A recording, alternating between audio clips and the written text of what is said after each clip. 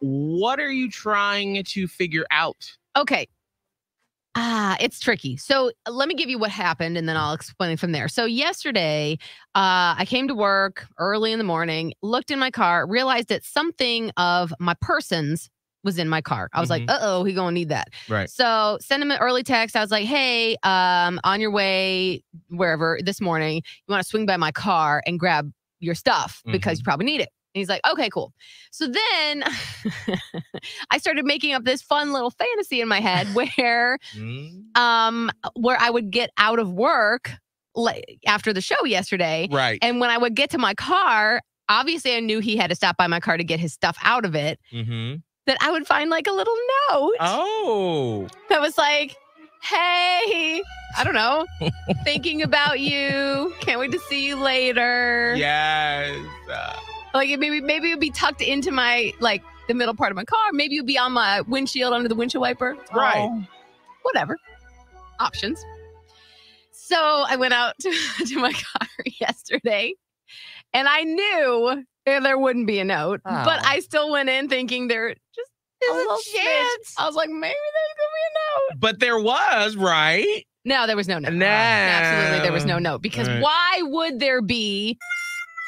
He's not me and he's not in my head. Right. So please understand that I understand this. This isn't an instance of me wanting my person to be a mind reader. I get that people aren't. Right.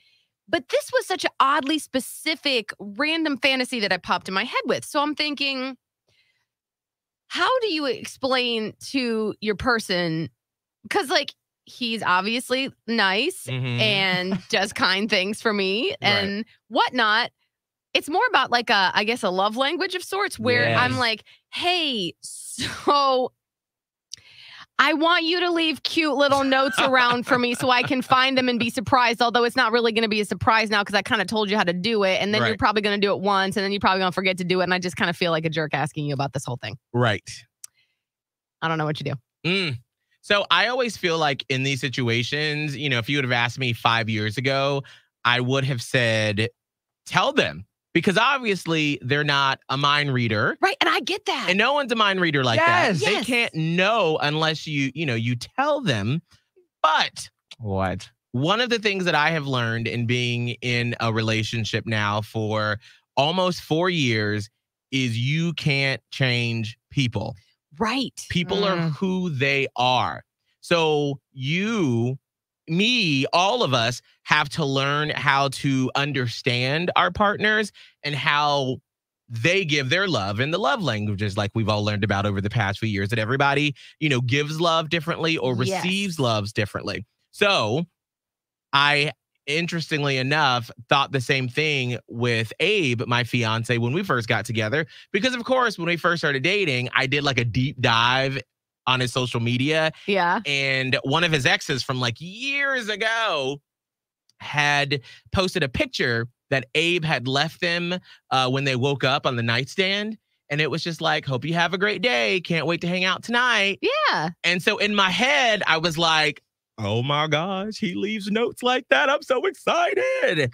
And then there were never any notes. No notes happened. But then as Abe and I grew in our relationship and talked about past relationships, he told me that ex was like a controlling person that was always like, you don't love me because you don't leave notes. Right. And so then he was like, he did it out of guilt. And he was like, and I don't, that's the thing. Like, I don't want that. We had a whole great conversation. Let me give you this example. So I complimented him one day. I was like, oh, you're looking so good on your weight loss journey, whatever. And he was like, thank you. And then he was like, I'm struggling so hard right now not to come up with an immediate compliment for you because his ex would give him compliments and then be immediately angry if he didn't compliment her back on something right then. I'm ready to receive. Where's my compliment? And I'm like, that's not how compliments work. No. Like, it's not conditional. Like, me giving you a compliment doesn't mean I'm now waiting for mine. Right. Like, that's not how that works. And so he almost has he's triggered about that. He's like, why you look, I'm like, no. Come up with something on your own time. Right. I'm just complimenting you. So like, we're working through this kind of stuff, but it's just like, do I just say, that is my own little fantasy that I live in. Right. And he shows appreciation and love for me in other ways. I mean, I feel like my opinion would be, appreciate the ways that he does it. And then you're like, all right, cool, that's awesome. And then maybe say like, hey, maybe like around like my birthday, if you make a note to yourself, remember, that will be very nice. But on a day-to-day, yeah. Scott, what do you think? No, I don't think it's a day-to-day, but I think you share that little piece of that thought with you because we have no idea that that's a thought. And if we have the idea, every now and then we'll think about it. And it won't be because you told us. It'll be because we're thinking about you. And that popped in our head of like, oh, wait, I know that this is a little bit of her love language. Let me go ahead and kind of address it. It's a random Tuesday. But I think you need to at least give them the shot to be like, this is a fantasy that I had in my head. Nothing against you. Just I want you to know a little bit more about my love language. Give them the option. Yeah, we all have different love languages, but you have that little thought in your head that would make you smile.